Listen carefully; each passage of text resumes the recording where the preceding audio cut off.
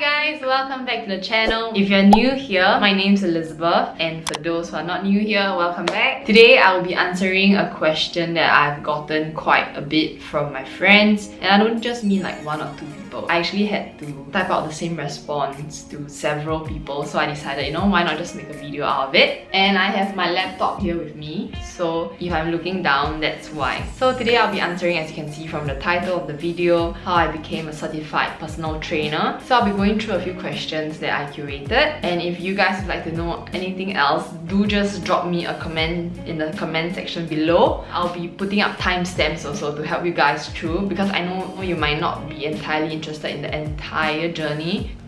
Okay. So to start off, to give you guys some context, yes, I am a certified ACE personal trainer. Usually CPT means certified personal trainer, and I'm currently an instructor with F45, and I do have a huge passion for most things food and fitness. Let us jump into the first question. Why did I decide to get certified? Prior to my certification, I was actually on exchange in Miami, Florida. So during that time, that was when I decided to stop playing frisbee competitively after for like 3 to 4 years. Yeah, and during that time, because I was alone in Miami, right, I was like quite timid. I didn't really dare to go to like nightclubs or like explore on my own. So I really just turned to the gym as my go-to place, and I was going to the gym 4 to 5 times a week even though I was on exchange. You know, it's just one of those thoughts that's like cling, you know, and then I'm like, maybe I should consider a career in the fitness industry, because it's something that I do see myself doing for the rest of my life. So I decided, like, you know, why not last? I just wrote it down for my 2019 resolution. Once I came back to Singapore in May 2019, I decided to sign up,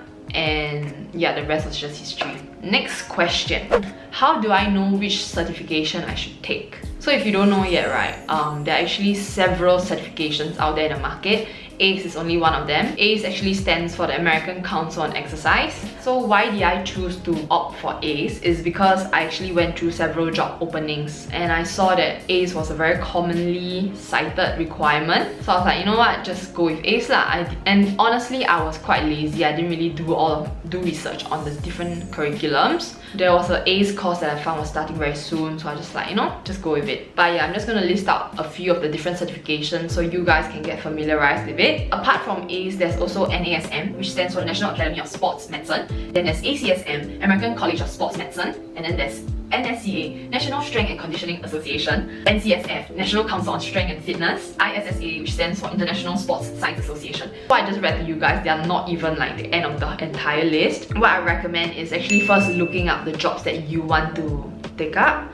So for example, you want to take up a fitness instructor part-time, right? Maybe you have a place in mind, like let's say you want to do boxing. What I would recommend you do is you first look up their requirements. So if they don't have a requirement, you might not even need to take the certification. It's just really going through several job openings and finding a certification that's most commonly needed, and I think you might have your answer there. Okay, moving on to the third question. How and where can I get certified? So one way you can get certified is just going straight to the ACE website. What you're gonna do is you're gonna purchase the book online, and then you're gonna self-study, and then next you're gonna take a physical exam in their designated location. But I think due to the COVID situation, they're actually allowing students to take the exam online. So for me, right, I personally registered with an academy, and I opted to go down for physical lessons. So what I did was I did a search online, and I narrowed my choices down to FIT Singapore, International Sports Academy, known as ISA, and also ASES Education. So in the end, I went with International Sports Academy because their rates and their location were better for me.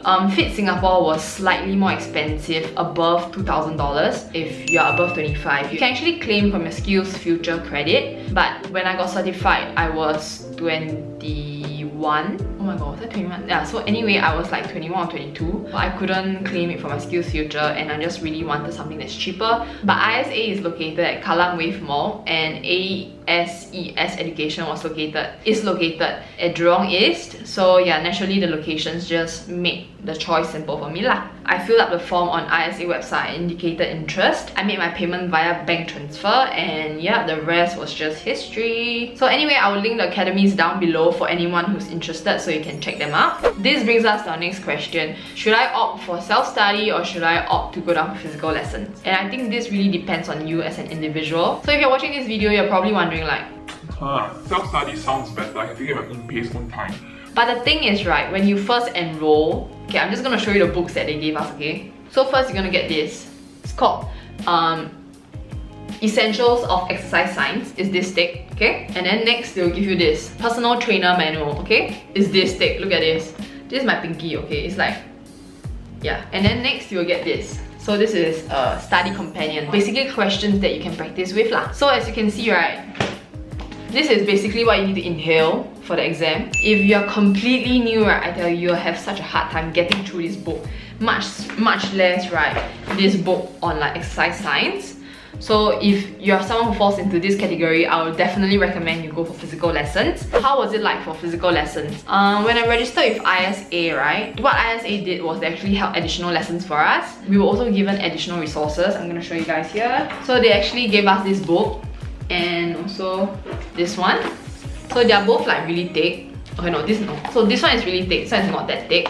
And aside from that, the teachers who were teaching us were very experienced as well. If you are looking to expand your network, going down for physical lessons might be better because you get to meet people as well. Yeah, and personally for me, I got to know a few like-minded friends, and even till now we are still in contact, so that's really good.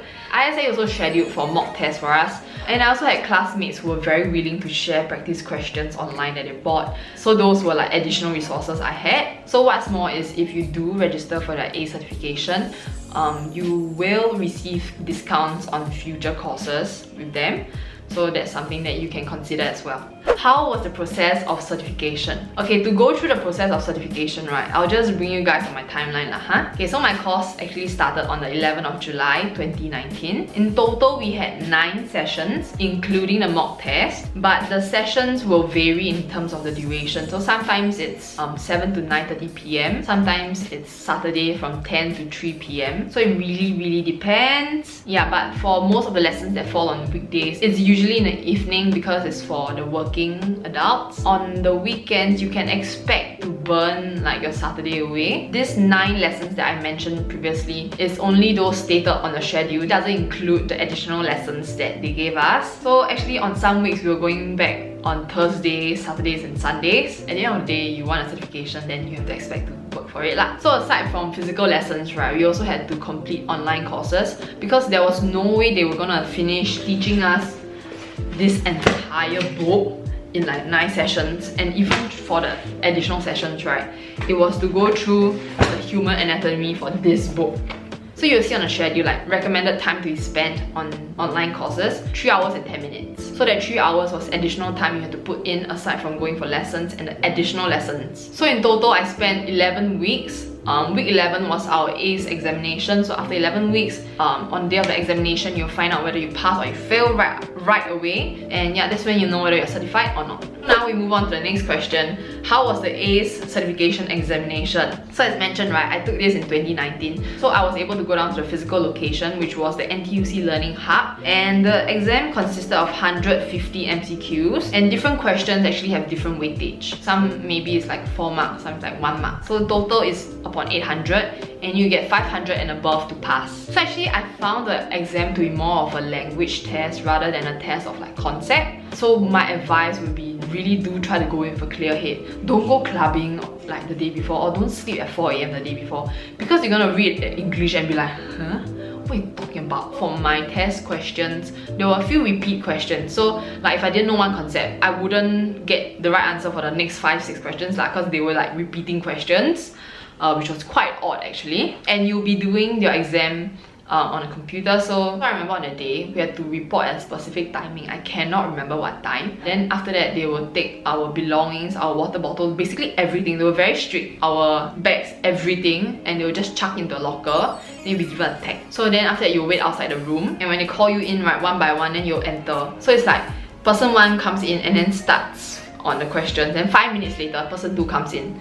So it's like if you are very easily distracted, that might be something you want to take note of. Also like bring earplugs or something, I don't know lah. And yeah, most of my classmates did pass the exam. I only know like 1 to 2 person who didn't do that well. But everyone really did study consistently and throughout, and we even had like study dates to study all together. On to our last question. The certification actually meet my initial expectations. If you were like me, you might think that, oh, you know, going for this certification, I will emerge knowledgeable about the entire human body. I will be able to coach people exactly through what they should be doing, the form, right form. I will learn the right form and things like that. You might be a little bit disappointed because after all, like I mentioned, 9 sessions are simply not enough for you to cover everything. And even though in these 9 sessions there were practical sessions, they simply cannot cover all of the movements. And yeah, how many people who actually had no experience in exercise, right? They passed the exam just because they can read a book and then they claim to be a certified personal trainer. I think that is super scary. My advice is, if you're going into this with expectations that you'll come out amazing, I think you should tone down your expectations a little bit, because after all, this is just a 3 to 4 months course. And yeah, for other personal trainers out there, if you are just like me, you really just got certified a few years ago, let's 加油 and do our best for the industry. We get more experience, learn more, so we can do our best for whoever is looking to us for training or nutrition and things like that. I think I've come to the end of this video. If you have any more questions, feel free to drop me a comment in the comment section below. And if you haven't, do hit the subscribe button. And I will see you guys in next week's video. Bye!